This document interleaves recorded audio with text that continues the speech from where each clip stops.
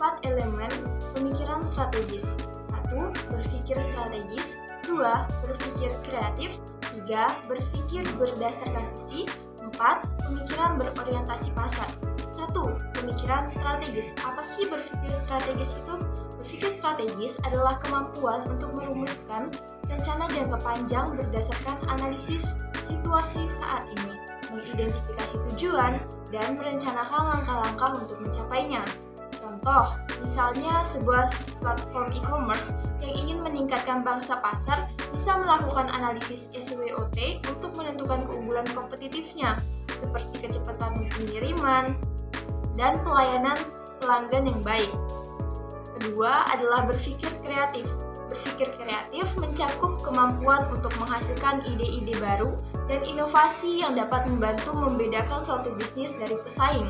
Ini penting dalam menciptakan produk dan layanan yang menarik bagi pelanggan. Contohnya, misal sebuah aplikasi e-learning yang ingin menarik lebih banyak pengguna bisa mengembangkan fitur gamifikasi seperti penghargaan dan level untuk membuat pembelajaran lebih menarik. Pendekatan kreatif ini dapat meningkatkan keterlibatan pengguna dan retensi pelanggan. Ketiga, ada berpikir berdasarkan visi. Berpikir berdasarkan visi ini memiliki arti pandangan jelas tentang masa depan yang diinginkan dan bagaimana mencapai tujuan jangka panjang. Visi yang kuat dapat memotivasi tim dan menjadi panduan dalam pengambilan keputusan. Contoh, misalnya sebuah startup e-bisnis yang ingin menjadi pemimpin pasar dalam produk ramah lingkungan dapat merumuskan visi seperti menjadi platform utama untuk produk berkelanjutan di Asia Tenggara. Visi ini akan membantu semua keputusan strategis, mulai dari pemeliharaan pemasok hingga strategi pemasaran. Keempat, pemikiran berorientasi pasar. Pemikiran berorientasi pasar mengutamakan kebutuhan keinginan pelanggan dalam keputusan bisnis. Ini melibatkan penelitian pasar untuk memahami tren dan preferensi konsumen. Contoh, misalnya, sebuah perusahaan fashion online yang melakukan survei untuk memahami tren model terbaru dan preferensi pelanggan sebelum meluncurkan koleksi baru. Dengan mendengarkan pelanggan, mereka dapat menciptakan produk baru yang lebih relevan dan menarik bagi target pasar mereka. Pemikiran strategi untuk e-bisnis. Strategi sangat diperlukan untuk membantu menentukan posisi perusahaan di pasar dan pilihan sumber daya yang dibutuhkan. Pemikiran strategis didefinisikan sebagai suatu cara memecahkan masalah strategis yang menggabungkan pendekatan rasional dan konvergen dengan proses berpikir kreatif dan divergen untuk menentukan cara alternatif dalam bersaing dan memberikan nilai kepada pelanggan. Ketiga bagian kerangka ini saling berhubungan secara dinamis, yaitu mereka harus dianggap memiliki umpan balik selama proses yang menawarkan masukan untuk penyesuaian dan penyempurnaan lebih lanjut. Analisis strategi terdiri dari dua bagian, analisis eksternal dan internal. Analisis eksternal yang mencakup faktor-faktor pestel, politik, ekonomi, sosial, teknologi, lingkungan, dan hukum, serta model 5 kekuatan Porter membantu memahami perkembangan di lingkungan makro dan industri yang dapat mempengaruhi strategi e-bisnis ini, membantu mengidentifikasi peluang ancaman. Analisis internal berfokus pada sumber daya dan kemampuan perusahaan seperti basis pengguna, kapasitas keuangan, dan merek yang mendukung strategi e-bisnis.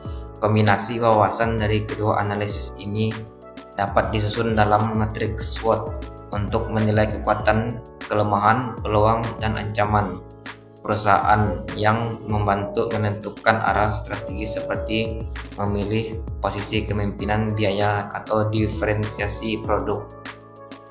Selanjutnya kita akan membahas faktor-faktor penentu keberhasilan strategi e-bisnis. Ada 7 jenis faktor keberhasilan yang akan dijelaskan di bawah ini. Pertama, teknologi. Keberhasilan e-bisnis bergantung pada penerapan teknologi seperti platform online. Perusahaan perlu menyediakan infrastruktur yang memadai untuk mengintegrasikan teknologi ke dalam operasional bisnis. Yang kedua adalah pelanggan. Setiap bisnis perlu mengidentifikasi dan memantau segmen pelanggan utama mereka, termasuk kebutuhan, preferensi, dan kendala yang mereka hadapi. Kegagalan dalam bisnis elektronik seringkali disebabkan oleh nilai yang tidak sesuai bagi pelanggan atau manajemen hubungan pelanggan yang kurang baik. Yang ketiga adalah pemasok mitra. Pemasok dan mitra mendukung bisnis dalam menciptakan dan mengirimkan produk atau layanan kepada pelanggan. Internet telah mengubah rantai pasokan dan model bisnis. Sebelum memilih strategi bisnis baru, perusahaan harus mengevaluasi dampaknya terhadap pemasok dan mitra serta memastikan mereka memiliki kemampuan untuk menyesuaikan diri. Yang keempat adalah personal. Karyawan dianggap sebagai aset paling penting dalam e-bisnis karena biaya personel biasanya mencakup sebagian besar biaya tetap. E-bisnis membutuhkan karyawan dengan keterampilan literasi digital yang tinggi. Perusahaan di bidang yang spesifik atau yang sedang berkembang sering menghadapi kesulitan dalam menemukan dan mempertahankan karyawan dengan keterampilan yang tepat. Yang kelima adalah kepemimpinan. Peran kepemimpinan adalah menetapkan dan mengawasi strategi serta mengkoordinasikan dan memotivasi tim untuk mencapai tujuan.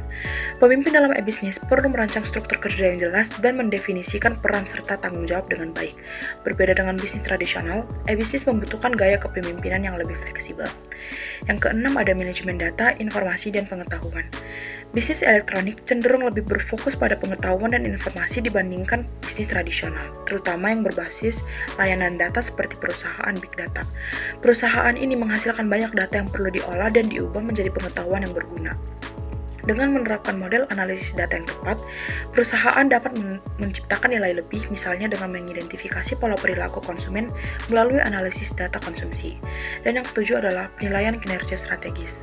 Setelah strategi dipilih, manajer perlu melacak dan mengevaluasi kinerjanya berdasarkan rencana. Penyimpangan negatif dari rencana harus segera diidentifikasi agar bisa cepat diatasi.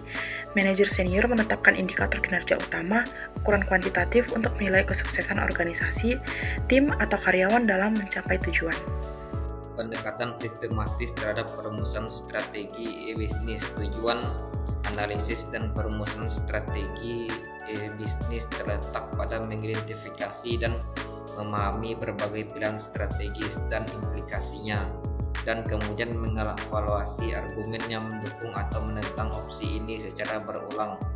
Proses ini tidak berkisar pada menemukan satu jawaban yang benar, namun lebih berfokus pada membuat trade-off jelas, membuat para pengambil keputusan sadar akan implikasi dari permasalahan yang ada, pilihan yang berbeda, dan membantu mereka membuat keputusan mengenai masa depan berdasarkan perkembangan masa lalu dan saat ini.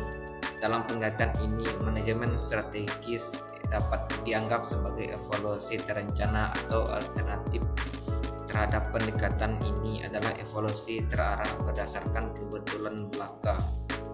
Berikutnya analisis strategis. Analisis eksternal yang mencakup faktor-faktor pasar, politik, ekonomi, sosial, teknologi, lingkungan, dan hukum, serta model 5 ketentuan Porter, membantu memahami perkembangan di lingkungan makro dan industri yang dapat memengaruhi strategis bisnis, membantu mengidentifikasi peluang dan ancaman.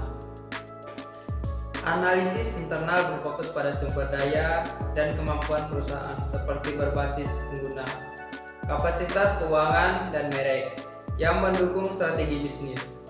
Kombinasi wawasan dari kedua analisis ini dapat disusun dalam matriks SWOT untuk menilai ketentuan, kelemahan, peluang, dan ancaman perusahaan, yang membantu menentukan arah strategis, memilih posisi kepemimpinan, biaya, atau identifikasi produk.